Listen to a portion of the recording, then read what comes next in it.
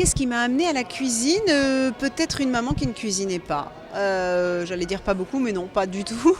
Et donc d'avoir été plutôt élevée au plat industriel et à un certain âge, au sortir de la puberté, j'ai eu envie de savoir ce que je mangeais, ce que je mettais dans mon corps, ce qui me constituait. Et donc j'ai commencé à tâtonner en cuisine et donc à me construire ce que j'appelle un langage alimentaire. Donc à la fois savoir cuisiner, mais aussi savoir choisir les produits, savoir ce qu'ils vous apportent nutritionnellement. Donc je dirais que c'était ça la motivation profonde, que je n'ai identifiée que plus tard, mais spontanément, en tout cas, c'est venu comme ça. Et après je suis venue plutôt par la critique gastronomique. C'est évidemment important de savoir les choisir. En tout cas, c'est indispensable pour cuisiner.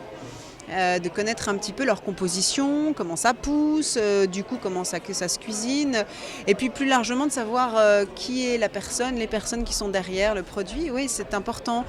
On peut pas, ayant été citadine depuis mon enfance, c'est difficile de savoir qui produit chacun des produits qu'on achète, mais en tout cas c'est une culture que j'essaye d'entretenir et d'avoir au maximum.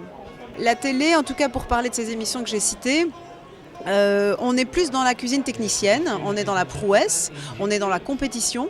Mais moi, c'est pas tellement la cuisine qui me touche. Je suis ravie qu'elle existe par ailleurs parce que ça se passe comme ça dans les restaurants. Mais moi, la cuisine que j'aime, c'est la cuisine des familles, c'est la cuisine du lien, c'est la cuisine de l'émotion, c'est la cuisine qui raconte une histoire. Donc ça prouve bien qu'il peut y avoir mille approches.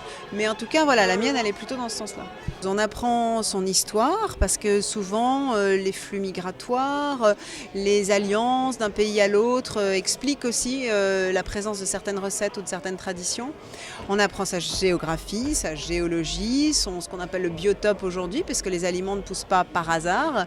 Moi, je fais beaucoup d'émissions à la montagne.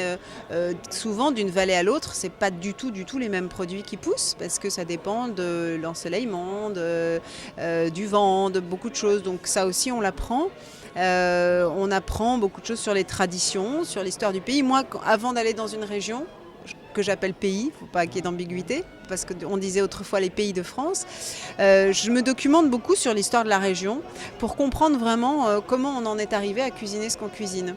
Donc je dirais que je me sers un petit peu de la cuisine pour comprendre les pays, les régions où je vais, mais j'ai aussi évidemment la passion de la cuisine, mais c'est une façon pour moi de découvrir et de manger le monde. Cuisine Radio. Vos oreilles ont du goût.